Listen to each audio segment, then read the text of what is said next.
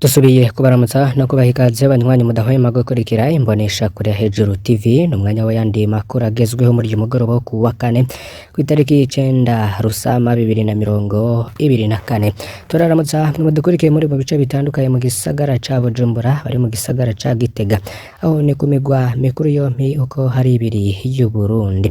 Turamutsa kandi abari mu zindi ntara zigiye zitandukanye hirya no hino mu gihugu, bari mu bice bitandukanye bihugu bihana imbibe n'u Burundi, bari mu bice bitandukanye ku mugabane wa Afurika, mu gice c'ubuseruko, c'ubumanuko, c'uburengero hamwe n'uburaruko, n'abandi badukurikira bari ku migabane ya kure nka Leta Zunze Ubumwe za Amerika, Canada, bari ku mugabane wa Amerika y'Epfo, bari i Buraya, Aziya na Australia n'ahandi henshi hagiye hatandukanye tutadondaguye. Turamukije kandi turabaha ikaze muri uyu mwanya w'amakuru agezweho.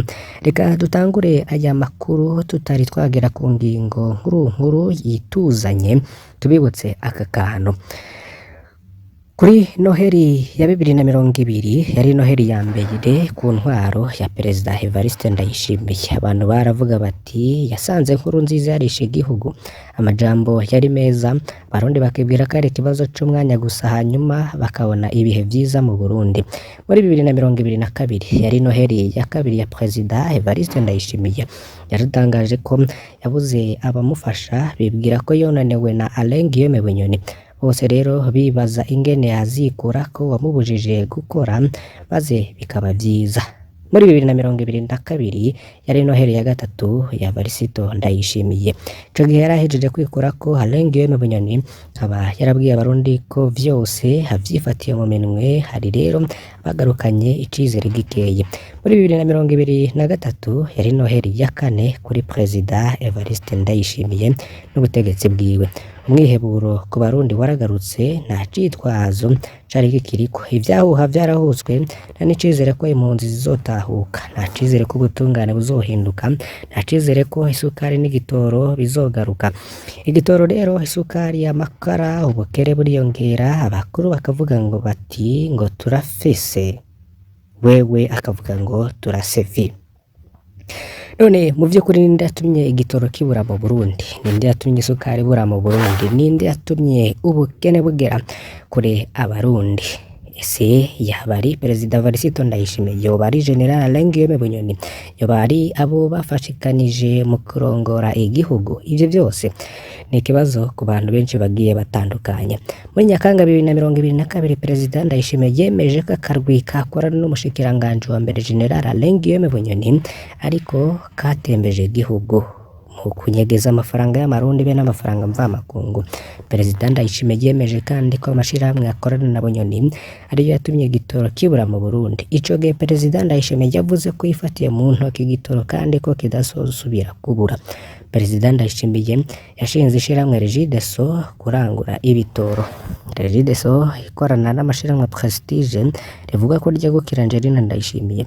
Prestige rero yari isigaye yora n'amafaranga mvamakungu muri BRB ko yishakiye, none ibintu aho gutora umutora vyaronyutse. Ku itariki ya 24 ukwezi kwa kane 2024 Gervais Ndirakobuca we ikibazo yagishize kuri Perezida Nkurunziza. Gervais Ndirakobuca batazirana kugarika, akaba ari n'umushikiranganje wa mbere wa leta y'u Burundi, yemeza ko ibura ry'amafaranga mvamakungu ari ingaruka mbi z'ibihano Burundi bwafatiwe muri 2015. Ivyo bihano vyafashwe kubera amabi ubutegetsi bwa Nkurunziza bwakoreye abiyemereje ikiringo ca gatatu. Iyi nyishu ya Ndirakobuca yaraye ico gihe itangaje na benshi. Ete umuti uzoca hehe? Hageze gutanga umuti, inyishu z'abategetsi zica ziyobeye Abarundi. Inyishu ya Perezida Ndayishimiye yarasenzwe kwifatira mu ntoki igitoro, kugishinga Regideso, kugiha Prestige y'umukenyezi wiwe, gushiraho ishirahamwe rishasha rijejwe igitoro, byose nta nyishu vyazanye. Umunyamabanga mukuru wa CNDD-FDD Reverend Ndikuriyo nawe akabona ko umuti mu toni y'amavuka azoshorwa hanze mu myaka 5 iri imbere. Gervais Ndirakobuca yari yaje azwi ikibazo c'igitoro azoca twitwararika kigatora umuti, ariko niko gutanga arasanze ijambo riri kwa Angelina Ndayishimiye. Ndirakobuca aca aranuma, ubu naho avuga ko inyishu izoca mu gusubira gutera ikawa hanyuma igashorwa hanze. Ese aho hoba ari ryari rero? n'ikibazo cibajwe na benshi. Kubahuka guhangana n'ikibazo, Gervain Ndirakobuca niko yavuze anatangaza n'ukuri kwiye gukomeye k'ingorane zose zavuye ku kiringo ca gatatu ca Nkurunziza cakweza ibihano, aho bigorera Ndirakobuca rero nuko atavuga ko n'umuti uzoca ubwa mbere mu guheza indyane zose zatewe n'ikiringo ca gatatu maze ibihano bigahera neza, kwicarana n'abarundi bahunze, gutunganya ikiganiro c'ukuri hagati y'abashamiranye kuva muri 2015, guhagarika kwica, kunyuruza, gufunga biyamirije ikiringo ca gatatu, gusubizaho societe civile yigenga n'ubwigenge bw'abamenyeshamakuru, gutahukana impunzi, gutunganya amatora meza biri mu bintu vyohindura ibintu vyinshi mu gihugu c'Uburundi nk'uko bitangwamwo imyihwezo na bamwe. Ndeshuru ya Gervain Ndirakobuca Ndikuriyo zimeze nk'umuntu yobona umurwayi wa malaria tangiye kuvuga ibitaroranye bakaca bihutira kurondera umuganga w'indwara zo mu mutwe aho kuja kuzana umuti wa malaria. Cateye ibihano kirazwi, niharonderwe umuti wa politiki ujanye n'indyane za politike ziriko zirahamba Uburundi mu bisata vyose. Hari kandi iyindi nkuru twari twabateguriye igira kabiri, hari abirirwa barahohoterwa ubuzima kandi ntibagaburirwa, inzara iri mu kubicira mu gasho k'iperereza ry'u Burundi. Abo n'abarwanyi babiri muharire de Tabara, Egide Nkurunziza na Sateho Neminani. Mu karere amakuru hava mu iperereza ry'u Burundi abivuga ingingo yo kutagaburira abo bafungwa yatanzwe n'urongoye urwo rwego rusanzwe rutwarirwa mu biro vy'umukuru w'igihugu General Ildefonse Habarurema. Abo barwanyi babiri bakaba bakuwe mu ibohero rikuru rya Mpimba aho bari bafungiwe, bakaba rero bafungiye ku cicaro gikuru c'iperereza ry'u Burundi kiri muri komine Mukaza mu gisagara ca Bujumbura. Imbere yo yatumye hafatwa iyo ngingo no kugira abo barwanyi bapfe hazovugwe ko bishwe n'urw'akarago.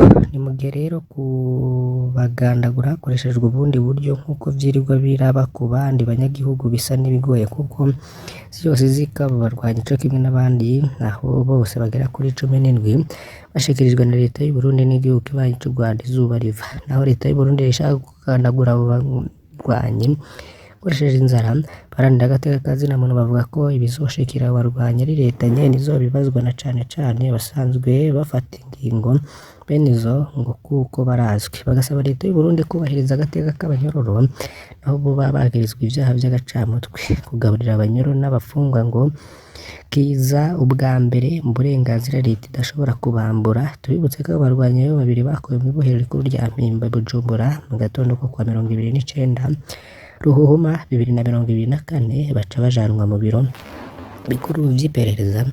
Mbere yuko abo barwanyi basorwa ibohero bakaba babanje gukubagurwa n'abapolisi bagarikiwe n'ubuyobozi w'ibohero nk'uko bitangazwa na Radio Haguruka. Mu ntara ya Rumonge nubwo bakuwe inyuma y'isoko abahadandariza baracahaza. Abahadandariza rero inyuma y'isoko badandaza ibitoke, ibijumbu, ibiraya, amateke, itomate, ibitunguru n'ibindi. Baridogerwa n'abakorera hagati mu isoko ko babatwara abaguzi, nubwo komine rero yabategetse kuja mu yandi masoko ntibaragenda bose nk'uko bivugwa n'abo badandariza mu bibanza byo mu isoko. Bakaba basaba ko ingingo zofatwa mu burongozi bw'isoko nkuru ya Rumonge. Baremeza rero ko abo badandaza bacibonekeza ariko ngo si benshi nko mu minsi iheze, yemeza ko we batikanije n'abajejwe intwaro bazobandanya bahana abo barenga ku itegeko ryatanzwe na komine. Tuje mu ntara ya Rumonge hari abariko bidogera intwaro ko zikora intonde baravye nkunzi. Iyo ni imyidogo ya bamwe mu miryango yatewe n'imyuzurire mu gisagara ca Rumonge.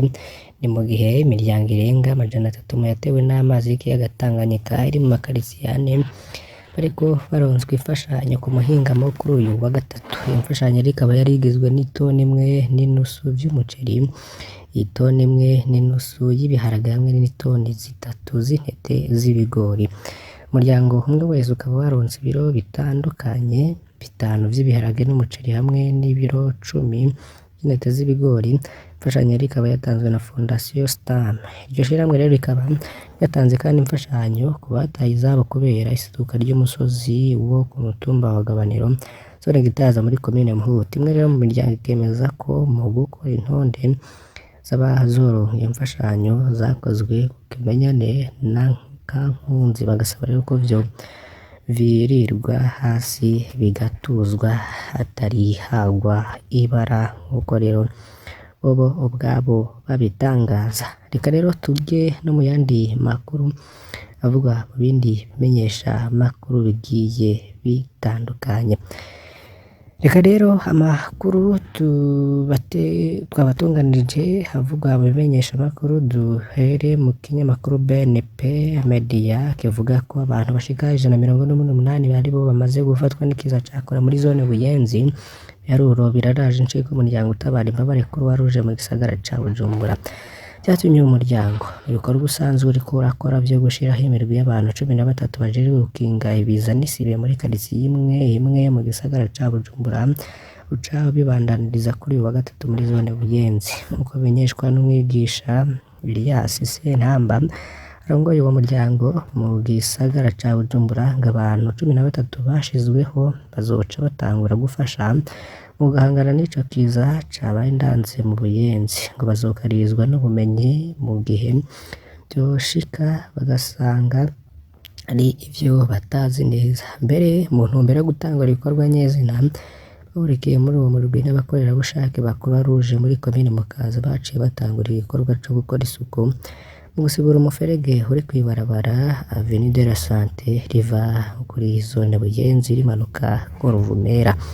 Sentamba abandanya avuga ko imirwi nk'iyo izobandanya ishirwa muri quartier zindi zose hamwe ni 93. Bamaze gushiraho iyo mirwi muri quartier 77, ibikorwa rero vyakozwe mu ntumbero yo guhimbaza umunsi mpuzamakungu wahariwe Croix Rouge na Croissant Rouge.